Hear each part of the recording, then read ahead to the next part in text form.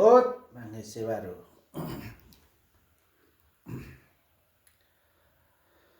आदरणीय सम्पूर्ण लिम्बूवासी याकथुम्बा समुदाय दाजुभाइ दिदीबहिनी आमा बुबा सम्पूर्णमा सेवाहरू आसेवाहरू लुङबेन्दिङ सेवाहरू म चित्त नबजेको कुराहरू कहिले कहिले बोल्न मनपर्छ भन्न मनपर्छ। म कसैलाई चित्त दुखोस् कसैको मन बिग्रियोस् र धेरै कमेन्ट आएछ भ्युज आओस् भनेर बनाएको र बोल्ने मान्छे चाहिँ होइन। म कहिले कहिले बोल्छु। मैले बोल्न पर्दा चाहिँ अब हाम्रो जन्मभूमि पहाड हाम्रो बाजे पुर्खाहरूको जन्मस्थल र कर्मस्थल कोही मलाई चर्चा गर्न मनपर्छ र मातृभूमि र हाम्रो डाँडा पाखा पखेरा पहाडका जलजङ्गल जडीबुटी त्यहाँका वनस्पति पशुपन्छी अनि त्यहाँ बसोबास गर्ने सम्पूर्ण हामी विभिन्न जातिहरू अब युगले एउटा विकासले अथवा समयले डाँडा काटिसकेको अवस्थामा बिचारा हाम्रो पहाडका दाजुभाइहरू यसपालिको निर्वाचनमा भोट दुःखसम्म गरेर लाउनु भयो। बिचाराहरू के भन्नु पनि जे आफ्नै चुनाव भयो सफल भयो र मलाई लाग्छ चुनावको एउटा प्रतिफल जसरी पाउनु पर्ने हो त्यसरी अलिक पाइएन जस्तो लाग्यो। किनकि हामीले अब नेता चाहिँ राम्रो देशमा एउटा आमूल परिवर्तन गर्न सक्ने खालको अब यो यथास्थितिवादी र हिजो पुरानै सोच विचार बोकेकाहरूलाई चाहिँ मत परिवर्तन गर्नुपर्छ। अलिकति देशलाई नयाँ विकासतिर नयाँ सोचतिर किसान र मध्यवर्ग गरिबहरूलाई सर्वहारा वर्गहरूलाई चाहिँ एउटा राहतको सास फेर्न दिनुपर्छ र शिक्षा स्वास्थ्य रोजगारी र देश समुन्नत बनाउनुपर्छ भनेर चाहिँ हामीले सोच्नुपर्ने हो। तर हामीले त्यो हँसिया हतौडा तारा अनि रुख अनि यो हाम्रो के अरे यथास्थितिवादीहरूलाई मात्रै हामीले भोट लगाएछौँ र हामीले चिन्यौँ न। मान्छे चिनेर भोट लाउनु पर्ने तर मान्छे चाहिँ चिनिएन। खालि त्यो रुखलाई अनि सूर्यलाई अनि तारालाई मात्रै चिन्यौँ। त्यसले गर्दा अहिले अब हाम्रो देशलाई एउटा नयाँ निकास दिन नसकेको स्थितिमा पुग्यौँ र तर जे पनि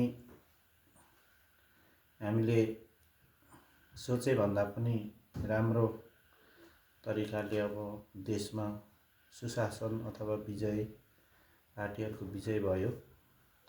त्यसमा अब नकारात्मक सोच लिने त होइन, अब जित्नेलाई सहयोग चाहिँ गर्ने नै हो।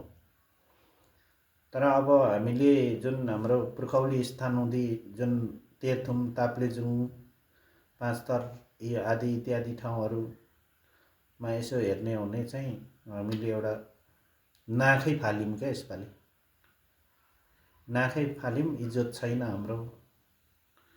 अनि विशेष गरी हामी याकथुम्बा दाजुभाइहरू त झन् आफूमै लडाइँ खेलेर आफूमै झैझगडा गरेर आफूले आफूलाई नै नबुझेर त्यो हामीले पुरानो एउटा इतिहासमा डाइनोसरहरू जस्तो भयौँ क्या। डाइनोसर, यो संसारमा डाइनोसरहरू सबभन्दा माथिल्लो स्तरका ठुलो जनावरहरू, नाम चलेको दुर्लभ जनावरहरू थिए। तर एक आपसमा झगडा भएर एउटाले अन्डा पार्यो भने अर्कोले खोजी खोजी खाइदिइहाल्ने, एउटाले अन्डा पारेर बच्चा निकालेको अर्कोले खाइदिइहाल्ने, त्यसो गरेर एउटाले अर्कोलाई गरेर त्यो खाएरै मासिएर सिद्धियो र संसारबाट लोप भयो। हामी याकथुम्बाहरू चाहिँ त्यसरी नै अब लोप हुने स्थितिमा, डाइनोसरहरू जस्तो स्थितिमा, अब अहिलेको फिलहाल रौन्डाहरू जस्तो आफू नै लडाइँ खेलेर त्यहाँ भोकमारी अनि भर्खर जन्मेको बच्चाहरूलाई कुपोषणले भेटेर अनि हाड र छाला भएर अनि खानु नपाएर गिद्धाले कहिले सास जान्छ र पर्खेर खाउँला भनेर रुँगिराखेको जस्तो खालको चाहिँ हाम्रो एउटा मनस्थिति छ। अब यो कहिलेसम्म? अनि त्यो रुखलाई मात्रै हेरेर भोट दिने, घामलाई मात्रै हेरेर भोट दिने, अनि तारालाई मात्रै हेरेर भोट दिने स्थिति चाहिँ कहिले? अनि हामी हाम्रो देश बनाउने अनि जनतालाई कहिले हामीले शिक्षित बनाउने, स्वरोजगार बनाउने अनि बाटोघाटो कहिले बनाउने? खालि ती पुरानो यथास्थितिवादीहरूलाई नै भोट दिएर अब कति दिन हाम्रो याकथुम्बा दाजुभाइहरू बस्ने? त्यो डाँडा काँडा र भिर पखालालाई मात्रै रुँगेर कति दिन बस्ने? र यो विडम्बना। हामीले त्यो मत परिवर्तन मात्रै गरौँ है, पार्टी सोच विचार परिवर्तन नगरे पनि यसपालि चाहिँ मत परिवर्तन गरेर राष्ट्रलाई एउटा नयाँ निकास दिउँ है भन्नु खोजेको। तर त्यस्तो यथास्थितिवादी सामन्तहरूलाई, त्यो पुँजीवादी शासक सामन्तहरूलाई, यथास्थितिवादीहरूलाई हामी जस्तो एउटा पाखा पखेरामा बस्ने गरिब मजदुरहरूले त्यसलाई नै भोट दिएर हाम्रो अस्तित्व नै समाप्त गर्न लाग्नु भनेको त अब कहिले परिवर्तन ल्याउनु? अब यही हो।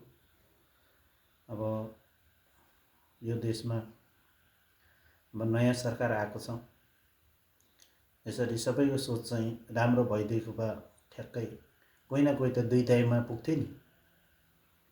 त्यसले गर्दाखेरि अब हामी कति दिन त्यो पाखा पखेरामा, भिर पखेरामा बसिरहने, कुहिएर बस्ने अनि सामन्तहरूलाई चाहिँ माथि पुर्याउने अनि सामन्तहरूलाई वालिमाली गरेर चाहिँ देश चाहिँ भड्कालोमा हाल्ने अनि आफू गरिब भएर जाने।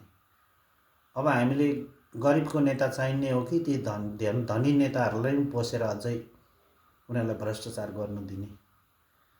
त्यसले गर्दाखेरि एउटा लाजमर्दो स्थितिमा यसपालि हाम्रो याकथुम्बा दाजुभाइहरूले कुरा बुझ्नुभयो। गुनासो त होइन, तैपनि चित्त नबुझेको कुरो मात्रै है। आदरणीय कसैलाई पेट नपरोस् होइन, संयोग मात्र सम्झिदिनु होला। मैले घरमा बसेर अध्ययन गरेर बोलेको होइन, घरमा बसेर मैले आफूलाई चित्त नबुझेको कुरो भनेको मात्रै। सो धन्यवाद। सेवारो।